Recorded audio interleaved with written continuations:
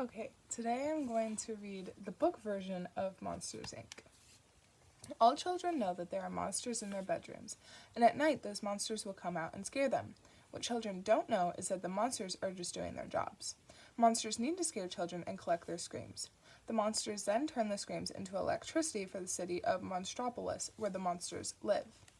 Early one morning, a furry blue monster named James P. Sully, and his best friend, a one-eyed monster named Mike, were walking through Monstropolis.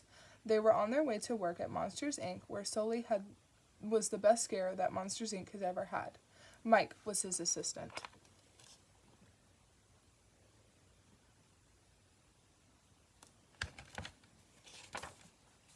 Mike and Sully stopped in the lobby of Monsters, Inc. "Happy birthday," Mike said to his girlfriend Celia.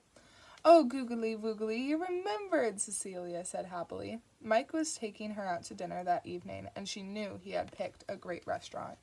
Then Sully and Mike went up to the workers' locker room to get ready for work. All of a sudden, a large chameleon-like monster named Randall appeared out of nowhere. "Ah!" shouted a surprised Mike. Randall could make himself invisible by blending into any background, but he was jealous of Sully. Randall wanted to be the best scarer at Monsters, Inc., and he was determined to beat Sully somehow.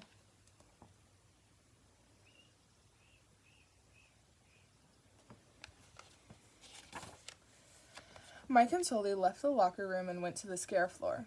There, lots of monsters had gathered in front of a long row of doors. These were the doors that let the monsters into the bedrooms of children in the human world. Red lights were lit above the doors to show that they were ready. It was time for the scarers to begin. The monsters headed for the doors. "Hey, may the best monster win," said Sully. "I plan to," snarled Randall.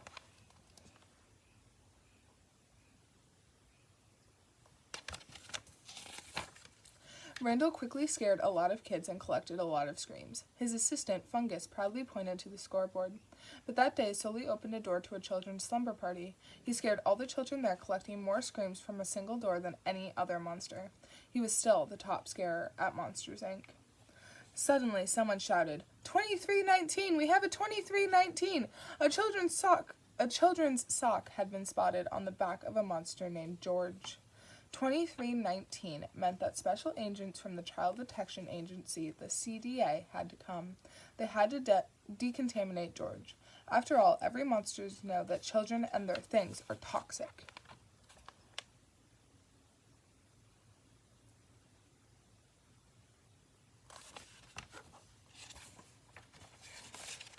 Soon the workday was over. Just as Mike was about to leave with Celia, a monster named Roz stopped him. Roz was the monster in charge of paperwork.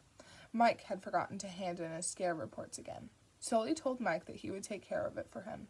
So while Mike left with Celia, Sully headed back to collect Mike's paperwork. Back on the scare floor, Sully felt something.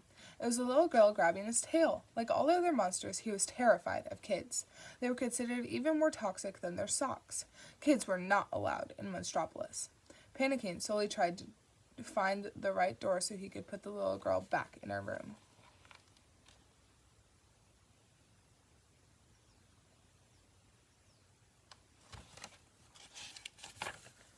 But the little girl wasn't scared of Sully at all.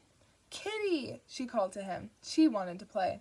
Sully finally managed to put her into a duffel bag. But just then he spotted Randall. Sully quickly hid. He couldn't let anyone find out about this. Sully didn't know what to do, so he went to find Mike. Mike wasn't happy about having his romantic dinner with Celia interrupted, and he was terrified when the little girl crept out of the bag. He wasn't the only one. Monsters everywhere began to panic and scream. Mike and Sully managed to whisk the girl away before CDA agents arrived at the restaurant.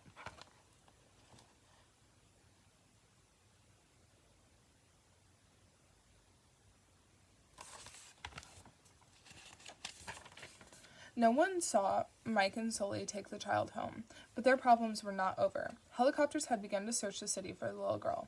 Mike and Sully tried to come up with a plan to get her back to her own bedroom. In the meantime, they needed to keep her happy, but not too happy. Whenever the little girl laughed, she caused a power surge that lit up all the lights. If that kept happening, it would be easy for the CDA agents to find her. Eventually, the girl fell asleep. By now, Sully was less afraid of her. He was actually growing fond of her. Perhaps children weren't dangerous after all. Mike, however, wasn't so sure. He couldn't wait until she was back home. The next morning, they disguised her as a little monster and brought her back to Monsters, Inc. The trio had to walk right past their boss, Mr. Waternoose, while he was talking to a CDA agent.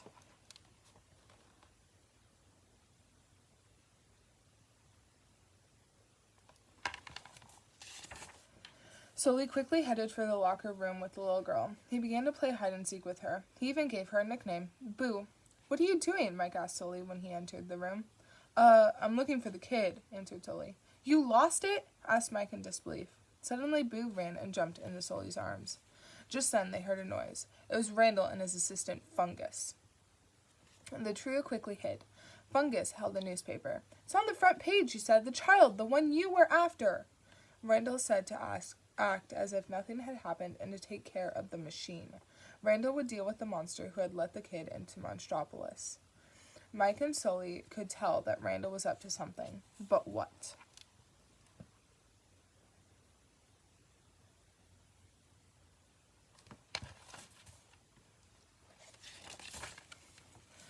But Mike and Sully had more important things on their minds. They managed to sneak Boo up to the scare floor so they could put her back in her bedroom.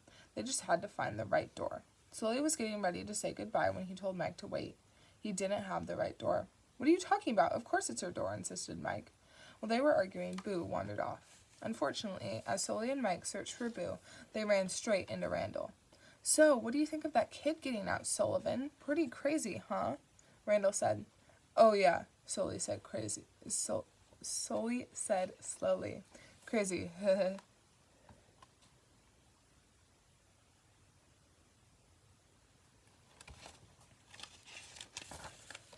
Then Celia appeared. "Last night was one of the worst nights of my entire life," she shouted at Mike. Randall listened in.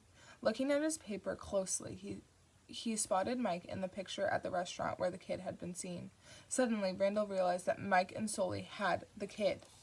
Mike could see what was coming, so he tried to run away. But Randall soon caught up with them. "Where's the kid?" he demanded, pushing Mike up against the wall. "I don't know," Mike sputtered, but Randall didn't believe him. He told Mike that he'd met him at the kid's door when all the other monsters left for lunch, but he'd better make sure the girl was there so they could get her back to the human world.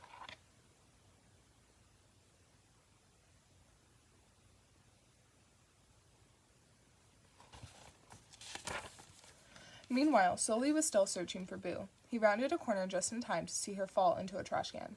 "No!" he shouted as two monsters wheeled the can up to the compactor. By the time Sully reached the compactor room, everything but one eye stalk had been crushed into a tiny cube. Sully was heartbroken.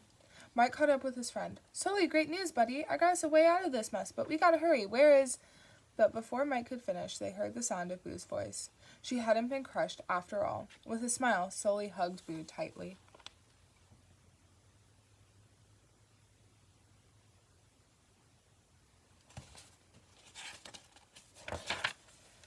Mike, Sully, and Boo hurried back to the scare floor. Boo's door was in Randall's station, just as Randall had promised.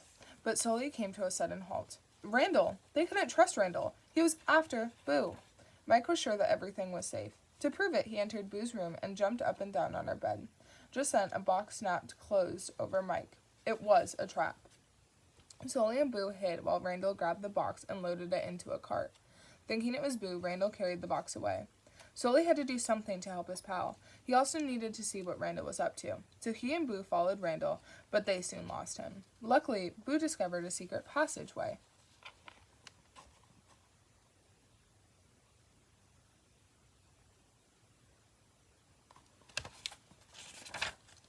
At the end of the passageway, they found Randall's secret lab.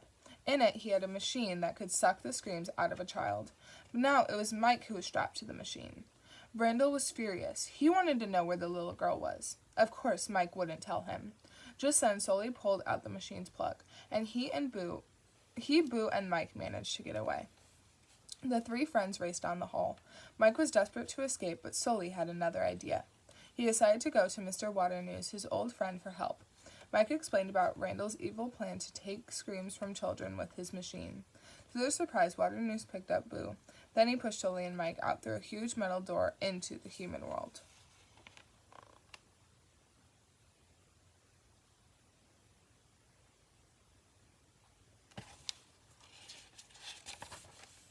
Mike was furious.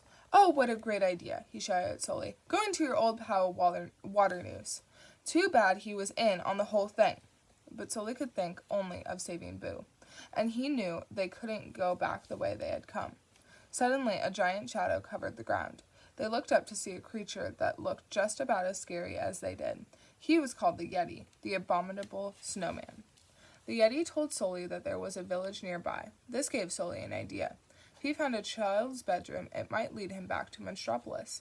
Quickly, he built a sleigh from supplies in the Yeti's cave and set off. Mike was too angry with Sully, so he stayed behind.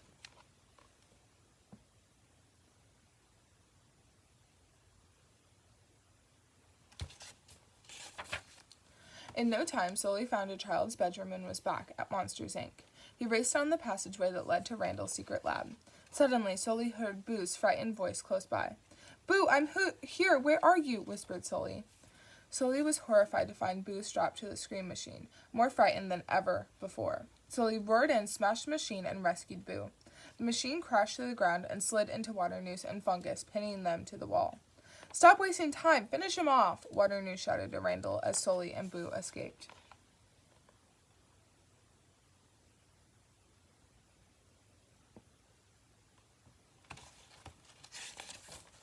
Sully and an invisible Randall fought furiously over Boo. In the middle of the night, Mike came back just in time to hit Randall with a snowball.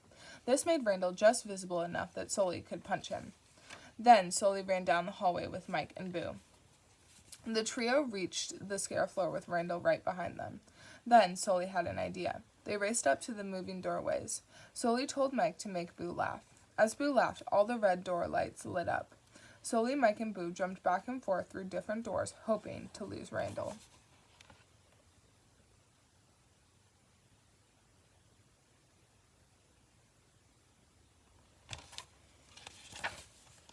But Randall finally caught Boo and fled. Sully followed him and found Boo alone.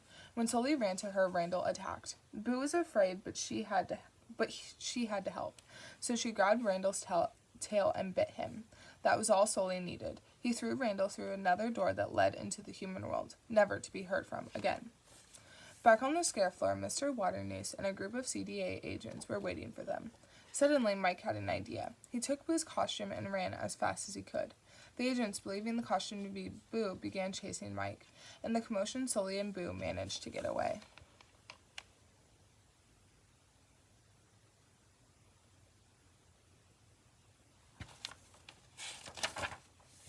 Mr. Waternoose finally caught up with Sully and Boo. In his anger, he told them that the city of Monstropolis didn't have enough energy, so they had to find an alternative to scaring. He wanted to kidnap kids from the human world and extract their screams with the machine. That was why Randall had been looking for Boo. "I'll kidnap 1,000 children before I let this company die," Mr. Waternoose vowed. But Roz, who turned out to be the CDA boss, had overheard his confession, and Mr. Waternoose was taken away by CDA agents.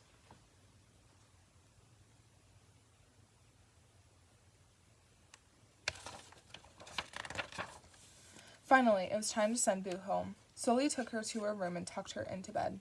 "Nothing's coming to scare you anymore, right?" he said. Boo smiled. "Goodbye, Boo," he whispered. Slowly, Sully crossed to the door. He looked back at Boo, who watched him from the bed. Quietly, Sully closed the door behind him. Back in the scare room, 2 CDA agents moved in. They shredded Boo's door and took it away. Sadly, Sully picked up a small piece of the door. At least he had this to remind him of Boo. Mike knew how much Sully already missed Boo. "Come on, pal, cheer up," he said as they left Monsters, Inc. "We got Boo home. Sure, we're both out of a job, but hey, at least we had some laughs along the way." Slowly a smile spread over Sully's face. Mike had given him an idea.